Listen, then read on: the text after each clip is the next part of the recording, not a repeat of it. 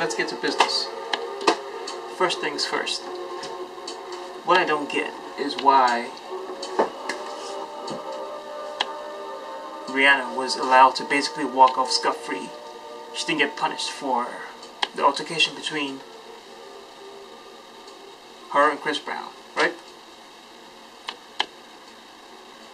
Chris Brown supposedly hit Rihanna, but only after she hit him first. This is what happened. They're driving from the Grammys, right? Chris Brown gets a text from someone, we don't know who it is. And Rihanna gets angry about it, so she starts hitting Chris Brown.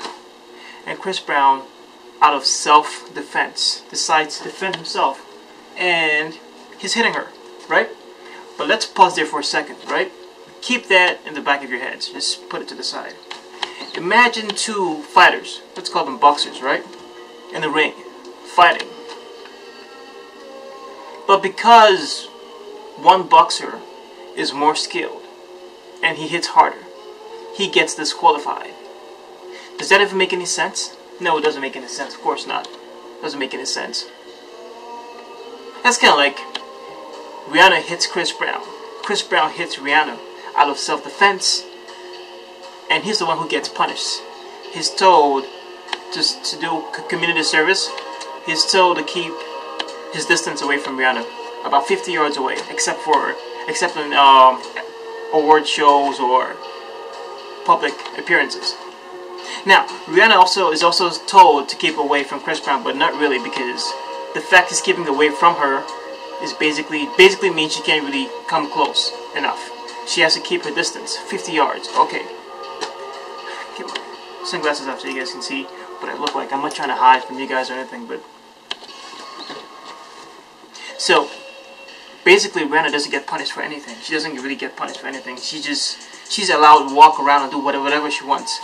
Now, if you guys realize and noticed during this Chris Brown and Rihanna incident, right? Feminists were all over the blogs, making videos and whatnot, saying, "Oh my God, how can that happen? This is what happened to us women. That's why you're putting us all under the bus. We didn't do anything. Like we were just so innocent. You're just out to hurt us and just make us feel like we're nothing compared to men." Typical stuff like that, you know. Feminists annoyances in being feminists without really any logical comprehension of what's going on, right? So feminists were all angry about what happened between Chris Brown and Rihanna. But after Chris Brown got a sentence from the judge, you know, serving community service and keeping away from Rihanna, 50 yards away from Rihanna, you notice something? The feminists didn't say anything else. They just let it go.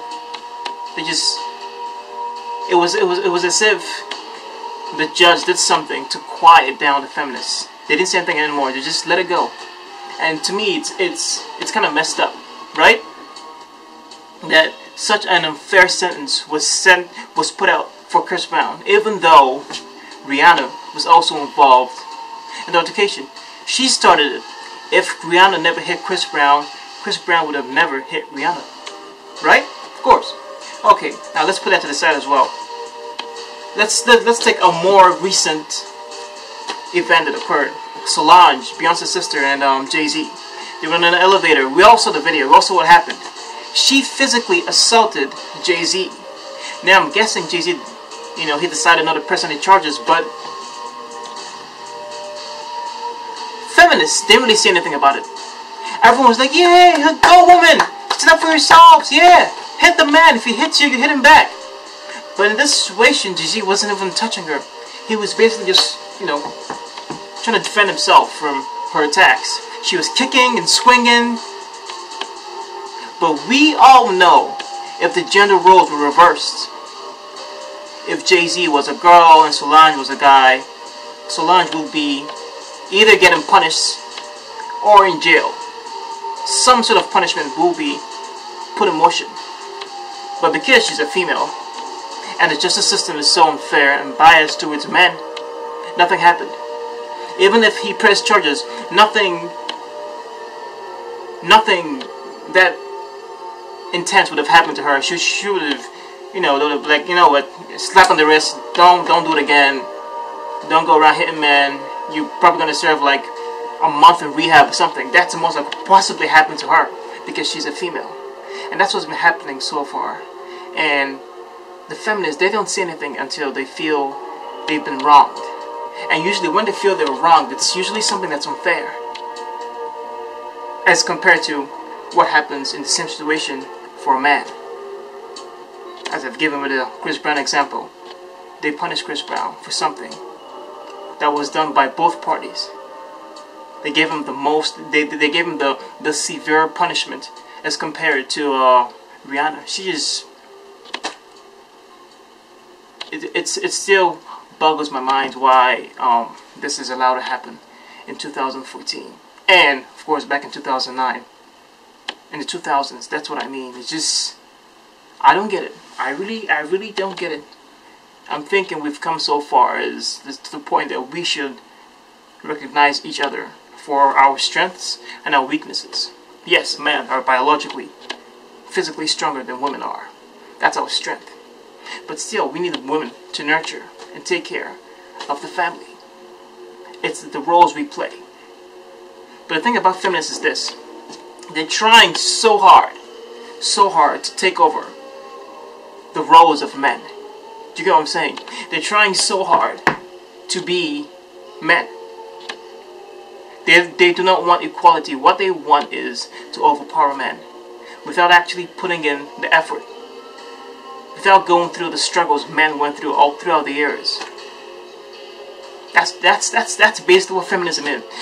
Feminism will work better in countries where women basically have no rights. You can't drive, you can't sit around with men, you can't talk while the men are talking. It'll work in those countries. But in America, and countries like the UK and Australia, we don't need feminism. Women have rights in those countries. The other problem with women, the modern day women, and throughout history as well, is that women barely take any risks. Yes, they just don't. At least as compared to men. You don't believe me? Next time you call for a plumber, see who shows up. Next time you need someone to clean your windows, if you own one of those skyscraper buildings, see who shows up. Most likely men.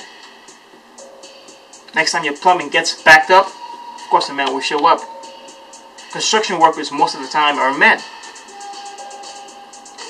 The last people who invent stuff usually are men. Name one thing a woman has invented in the last 10 years. Just one. I can tell you one. The iPhone. Oh yes. It was invented. We never had touchscreen technology for phones. So yes, that's something that's been invented that we use every day. We should treat men and women equally, while acknowledging the facts that we have our strengths and our weaknesses. And together, we can work with each other to grow. Okay, stop trying to kick men out of positions of power. Stop trying to overpower men. Because it won't work.